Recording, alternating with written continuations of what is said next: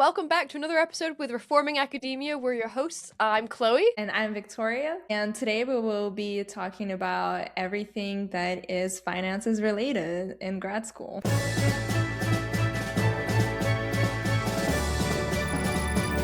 As Vicky said, we are diving into everything to do with finances, money, stipends, and grad school because it was rough. I mean, Vicky and I, we both did grad school in South Florida around the Miami, Fort Lauderdale area. And at least my stipend for the first few years, barely covered rent. I was really fortunate to live with, I guess, my now husband during most of that time, which covered a lot of that stipend issues. But most of my friends, too, either you were living with multiple roommates or you're just having to live really far away from campus. For me in grad school, the first 2 years before COVID hit, I was living about 45 minutes away from campus. And I was living with 3 roommates and in subsidized housing because that's all I could afford. And the commute every day to the lab, which was taking me 45 minutes to an hour, depending on traffic. So it was all before COVID. After COVID, I was like, well, I'm reaching this midpoint in my PhD. I cannot do this commute anymore. And I just pretty much cut all of my stipend to rent, which was literally left me almost pennies, and to live on canned food. At that time, I was living with my ex-boyfriend who was contributing to rent, but it was still so expensive to live in Miami, and my stipend was just not enough. Maybe it would be interesting to talk about the actual stipend amounts that we signed up at U Miami. It was actually pretty high compared to other schools. I believe it was starting at 30K, maybe even 32, which seems really great. And I remember on paper being like, woohoo, this is awesome.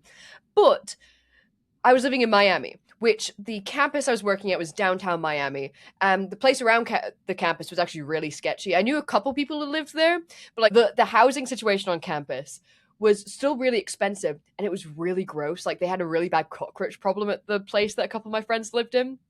And so everyone else, I remember when I interviewed and toured, they were like, do not stay on campus.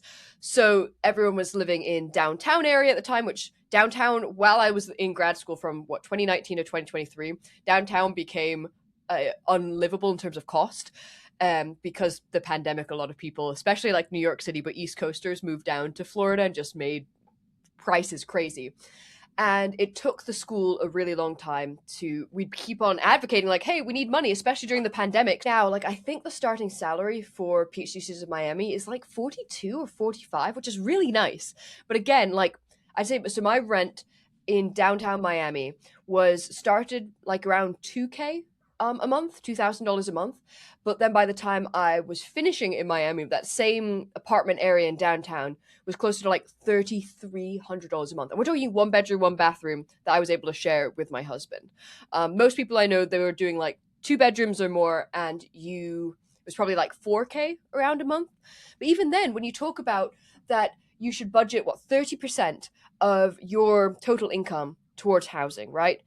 When I put all those numbers together, well over half of any PhD student's salary stipend is going towards your living expense. That cuts down on everything else. And for sure, I've heard people say oh, well, couldn't you just work another part-time job or something? No, you cannot do that. I know so many PIs that were super against that, and even PIs that say they're okay with it. One, if you're an international student, that's not even an option for you, right? But two, even if you are a citizen and all that, a lot of federal funded grants don't allow you to do that. You can't have another source of income stream. And then 3, most importantly, is a lot of PIs. I mean, I remember I heard this myself, where if you have time to do another part-time job, you should spend that time in the lab. Not that you're going to get paid extra for that, just that if you have extra free time, all that free time should be devoted to the lab and nothing else, which is problematic in its own right. But yeah, what about you in terms of the cost breakdown for your school? So when I started the PhD, I believe the pay was around 24K, which is very little to survive in 2018? Yes, 2018. And we didn't get a raise for another, I believe, 2 years. And the raise was we got bumped up to 26 max. And the way that the university had set it up was that you couldn't get anything higher than 30K. So even if you had like extra funding, like if the PI wanted to pay you more, the cap was like at 30K. So there was no room for you to even get, like, if there was no initiative for you to go out there and try to apply for any of those like other grants, because you're not going to get anyway more than 30K. So what's the point? What's the initiative? And the living by the university, I can tell you all of those, they build a bunch of sky rises next to FIU, but the rent there is almost up to 2000. So how are you going to be living off your 26K paying $2,000 rent? Where so a lot of the students were pretty much living with in houses like in the area with like 5 to 6 roommates, because that's all you can afford. Was it subsidized that by the university? No, That no. no, nothing at FIU was ever But subsidized. was it owned by FIU? The No, buildings? Oh, no. okay, okay. But they all advertise like as off-campus housing, and because they have a housing shortage and on campus, grad students in general get very little financial help at Mhm. FIU, and that is just very sad because the university constantly tries to advertise how their research program is growing, but this is the reason why you're not able to recruit that many graduate students into most of the programs. What was your stipend by the time you finished your I PhD? believe it was 26 by the time I finished, which was in 2023. And this comes back to this idea, though, and we're going to have someone on for our next episode, so stay tuned for that, talking more about how to advocate for, say, union stuff, but this topic of how to advocate for increasing your stipends. And for my university, it was less through our graduate student association, but our biomedical graduate student government, which is like a smaller subsection of the whole graduate student populace, because the different grad students in the programs got different stipends every month or every year, excuse me. And so we would go as the student government and argue, debate directly with like the deans and the people there. And that's how we were able to get some leverage. But what did you guys do? There is no room at students to advocate, I feel like, at FIU. First of all, they're cutting out the funds that are available to grad students. When I was leaving, they were cutting all like the travel funds that are available to grad students. So when you want to go to a conference, they were cutting those budgets into half. I'm like, they were already barely covering most of the things, but the Where's budget this had money got going? cut. I have no idea. I remember when I was an undergrad and I started the PhD in 2018, it was twice the amount than what it is now. I will So say, silver lining to Miami is that stipends kept going up. There were travel grants you could apply for. It was very program specific, like their cancer center was very well funded, so you could get travel grants if your PI was under the Sylvester Cancer Center, which mine was. I think it was generous. It was like up to 2,500. Obviously, had to be spent towards whatever conference you're going to. Um, but it was always a big sticking point for me that we never had a union, because the union is where you really have your own seat at the table, talking to the other deans, etc., advocating for, say, we're not even asking for gobs amount of money. We're literally asking for enough money to live on. And there were so many, and again, it was our biomedical graduate student government held like workshops on how to spend your money and like budgeting and all that mhm. stuff. And it was especially useful for, say, for like international students who might be used to the whole or unused to the, how the US does all of its financial systems. But the other, I mean, crazy for you saying that you were capped at 30K getting even with extra funds, because that defeats the whole purpose of applying for grants to get extra money. I mean, that was a big motivating factor for a lot of my friends who applied for grants, because you might get an extra, I mean, nothing crazy, but an extra few grand here or there. And there was this stipulation in all the grad student handbooks for at least the biomedical campus that you could actually get paid more than whatever your set amount was if you agreed with it with your supervisor and you had a certain reason for it. And this came up for me because I was lab manager for 2 to 3 years. And so I remember I had the handbook in hand, like I went to my PI and was like, yo, if you're going to ask me to do this whole other job that gets paid like 3 times my PhD stipend salary, like the person that was paid before me as lab manager role, I should be getting some sort of compensation for this, right? I did not. Spoiler. But there are supposed to be those mechanisms in place. And sorry, going back to the union thing, if we did have a union, maybe I could have leveraged that to be able to get paid for the work I was doing. Just to add on, because what I'm saying what's happening at FIU was what was happening during my time at FIU, and things could have changed since, because administration has changed at FIU since I left. So hopefully now things are changing and improving.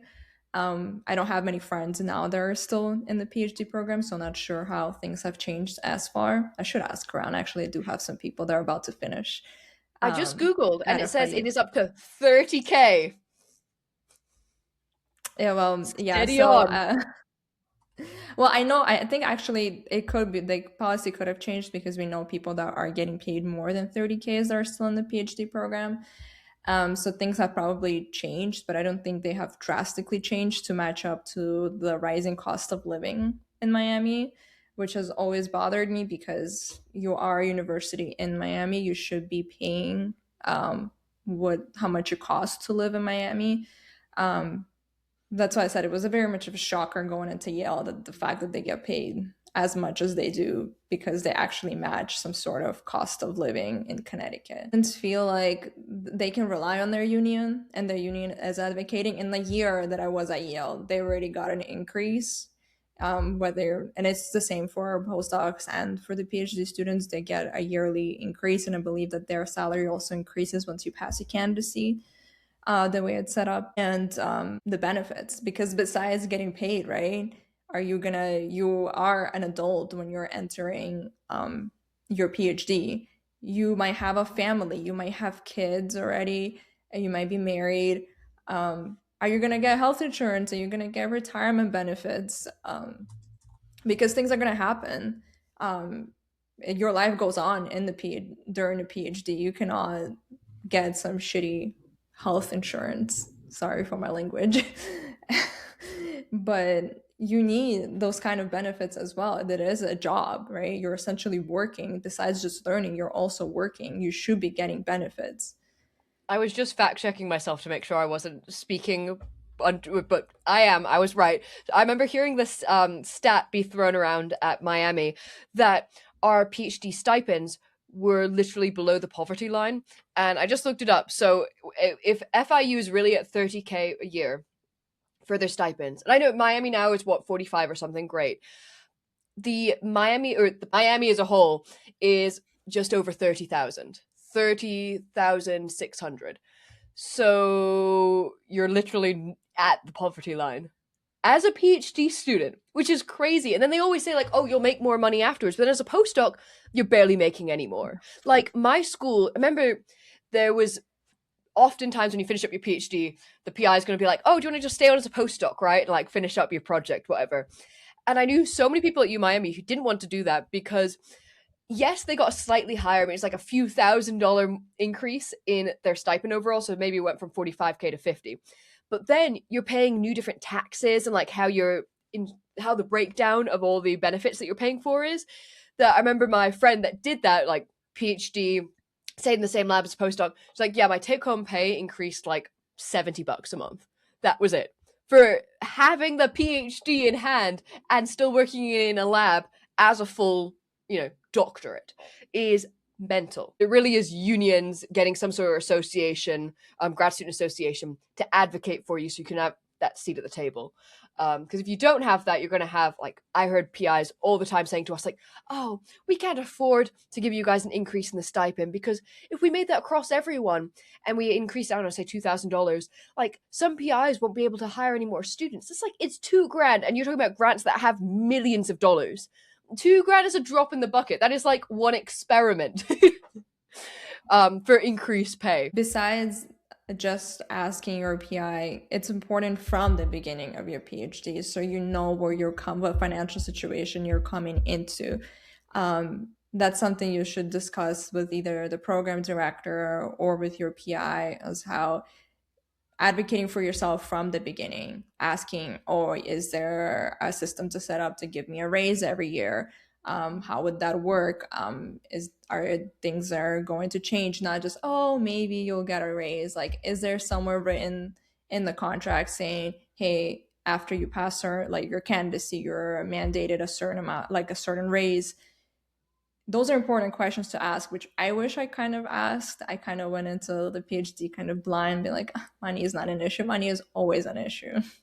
And having, again, on the talking with your advisor about it ahead of time, like something you mentioned in a previous episode, having like it written out what your agreement is with the PI, what they're going to give you, what you're going to give them. Because if the tasks expand outside of that range, say, I mean, lab manager responsibilities definitely don't fall under typical PhD student tasks, that I could have used that as like a, if anything falls outside of this list, that is then on my responsibility plate, that then we need to discuss increasing payment. I think we're just, the more we talk about money, the more people are aware. I think it's kind of like, oh, you're going into the PhD for the education, but you are an adult. You need to get paid. You need to live somehow. You are doing the work. You're not just there like observing someone doing the work. You are doing the work, which is contributing to those big grants. You should be getting paid for that work.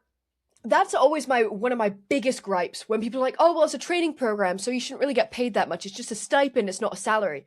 But we are the workhouse behind those grants. Like the pay structure of how academic labs works is still mind-boggling to me.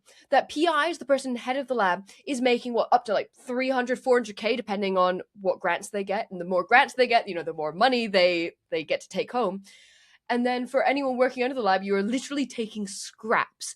Like I remember one time, I think I did this for the biomedical grad student gov. Like I did a breakdown of, it was like a pyramid chart of like, say you've got a grant, how much money the PI is going to get, how much the postdoc's going to get, how much the student, blah, blah, blah.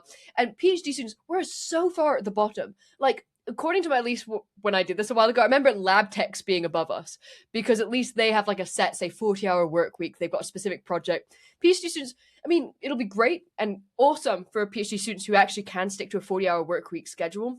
But more often than not, a lot of labs are going to expect more from you than that. And that's, I mean, that's part of when you go into the research world, that's going to come, but you should get compensated accordingly. And that shouldn't be some novel concept of, it really goes into like PI saying, well, I did my hard time of working with not much pay, so you should too. And it's like, okay, if we are on that traditional structure of one day everyone that's going through this pipeline can get to become a professor, then awesome. But that's not how it works these days, right? Most of us aren't going to become tenured professors. And sure, there's a lot of other lucrative jobs. There's maybe future episodes we need to talk about other jobs out there that you can do and other careers.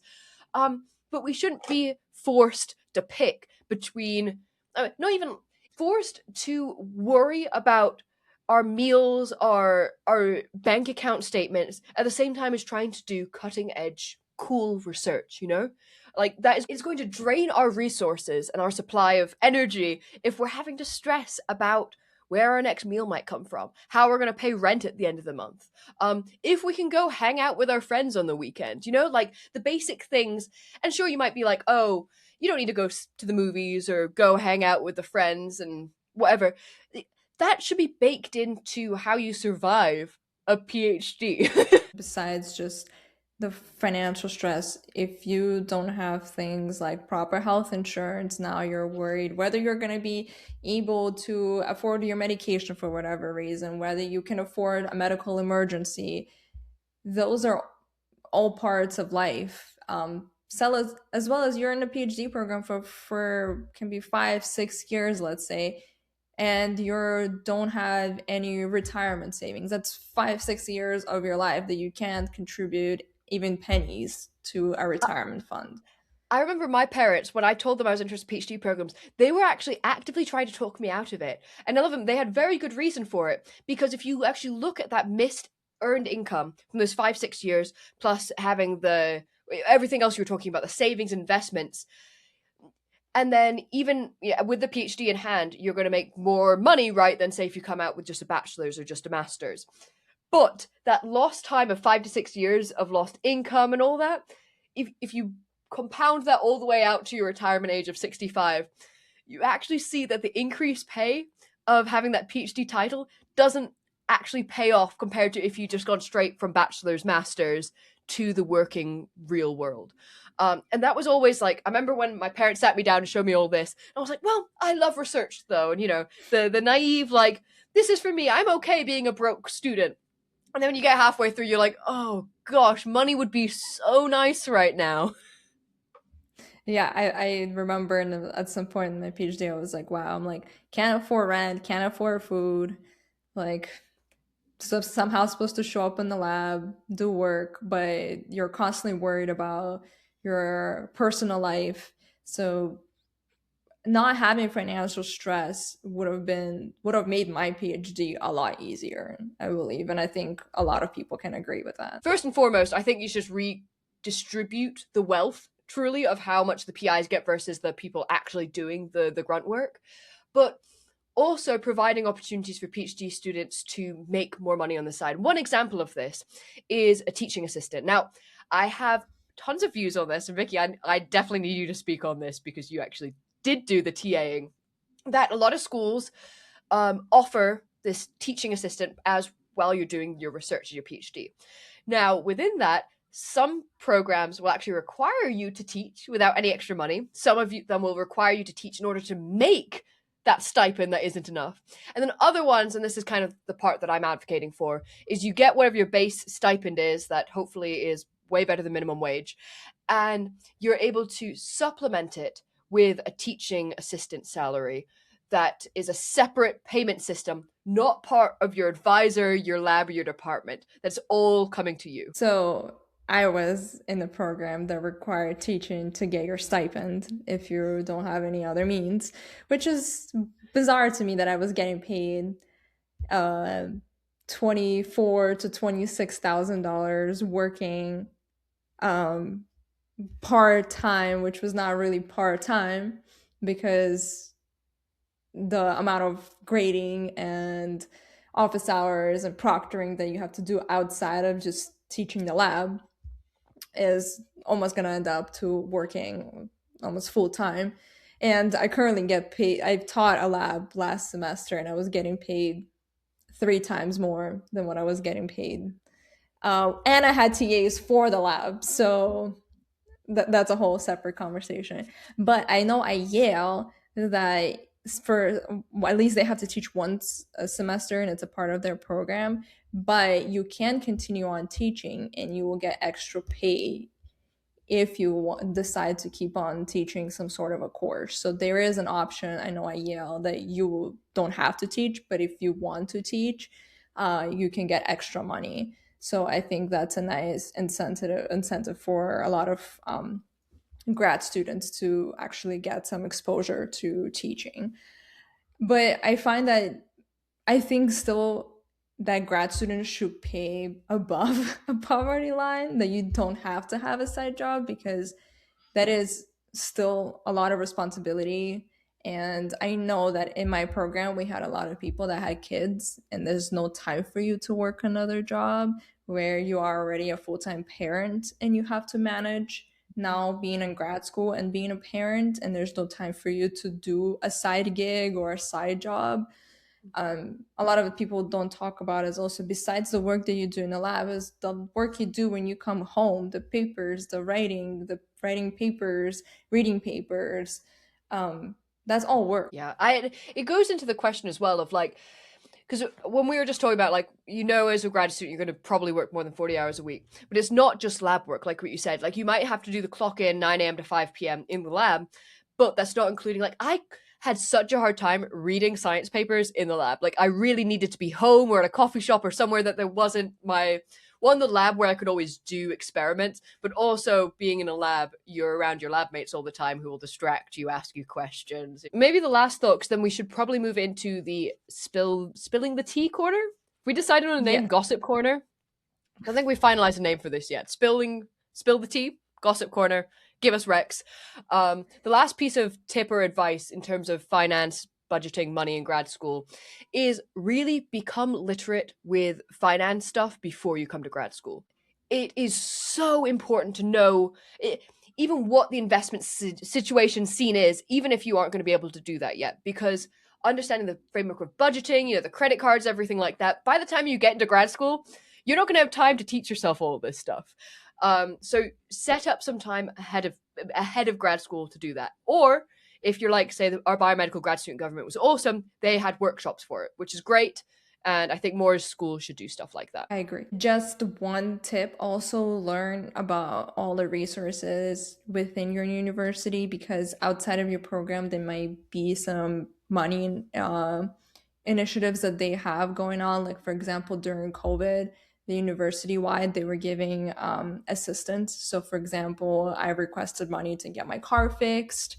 I requested money for my nephew's childcare because I was his primary caretaker during grad school.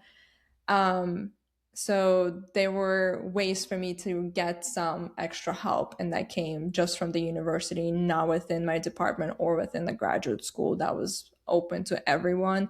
But sometimes you just have to look for those resources within the university. Yeah. And don't gatekeep. If you're a senior grad student, tell people about the other grants and the other opportunities that they should be applying for.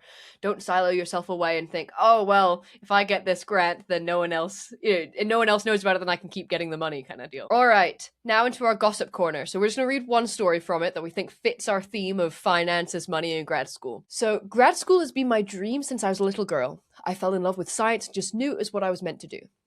After I completed my undergraduate degree, I found a lab across the country that just felt right. It still does for the record, and I'm obsessed with my research. However, it feels as though I'm completely unfavorable to go to grad school anymore. What is stated in your stipend offer is not the reality, and suffering financially feels like a sick joke, to be honest. So not only is the stress so high about the work you're already doing, but you also can barely make rent. This reality really pushes people, I think, at least where I am. If you don't love science more than anything else in the whole world, it's just not worth it. And a lot of grad students leave because of that. If I could go back, would I? Well, absolutely not. I just think things need to change and grad students need to be treated more like full-time employees because we work hours and hours and then some. That was something I forgot to actually say earlier in this whole talk, so I'm glad you mentioned it. PhD students should be treated like employees. The fact that so many programs, you have to pay additional for healthcare, pay additional for like tuition and all that other stuff, boggles my mind. It's actually really sad that she said, I didn't read or catch this when I first read it, that she said if she went back to her old self, if she'd go to grad school, that she wouldn't again, just because of finances. Wow. I think that hits home. The sad part is that, for example, I was technically an employee as a teaching assistant, but because the university did not want to pay us full time, they claimed that we were part time. So they don't have to give us the benefits because statewide, right, if you're your full-time employee, you're required to provide benefits. So keeping us as part-time employees did not require for us to get benefits. I mean, the benefits are important. That's why I totally agree with you with getting financial literacy before going into grad school is so important, because talking about benefits is learning, like, is getting more financially aware of what your life should entail. I felt like before, like when I was in grad school, I didn't really think about it until left grad school, and it was like, well, the importance of having access to good health insurance, to retirement plans, to anything else that could be, for example, FSH accounts. They should be all available to us in grad school. We are employees. We should be treated like employees. I just don't understand why we're looked like as lesser than a technician. It's all to the school's benefit completely. Like, I remember hearing the postdocs, which I said it was postdocs in my school, got paid barely more, but they got reduced fees for going on the metro. Like, they got a special, because it was the employees, got discounts for going on the metro. And I remember asking, there was a whole stink I made about why aren't grad students getting this? Because the medical students got this, just not the PhD students. And they said, oh, well, it's because you guys are considered students. And I brought in, that's how I knew the medical students got it. That's how I knew that all these others, like, yeah, you guys just don't qualify. And it's always like, I think we get the short end of the stick with whatever situation it is, because we're told that we're students when it comes to benefits, but we're employees when it comes to time off. You just got the really weird mixture. Oh, but you're a student when it comes to, if you want, like, what do you call it? Employees have HR, right? Students, we don't have that. And I remember asking in grad school when things got a bit dicey, like, okay, so who's my HR person? Who can I go to complain that the system is being unfair on the people? And it was like, no, that doesn't exist. Yeah, you get the ombudsperson, but the ombudsperson, as I also found out the hard way, is like a document collector, but they can't actually change anything going on in the system. They can just make recommendations to you with what to do with the current broken system. So it sucks that this girl went through that, and I think a lot of us have been in similar boats. Is that, did you know students that dropped out during their PhD because they just simply couldn't make rent? I know people that dropped out because they could not like financially support because they had families. I mean, it's also like I don't honestly, I have no idea how some of these people that I knew in the PhD programs lived with 5 to 6 people. That is also a whole other level of stress. Of like, for example, for me coming home is like a relaxing moment where I get to decompress. But when you're in the lab with people all day and then you come home and then there's like 6 people in your house and you have to deal and manage another level of stress. So I think it all adds up. And I feel like a lot of people would probably drop out if they could, but sometimes you're already so deep in the end that it's like, is it worth? You already put in so much suffering. Is it worth dropping out? And I think that it comes at a cost of just mental health at that point. Well, on those many bombshells, thank you so much for tuning in. We're Reforming Academia, your hosts, Chloe and Vicky, and we'll see you guys next time. Bye bye, guys.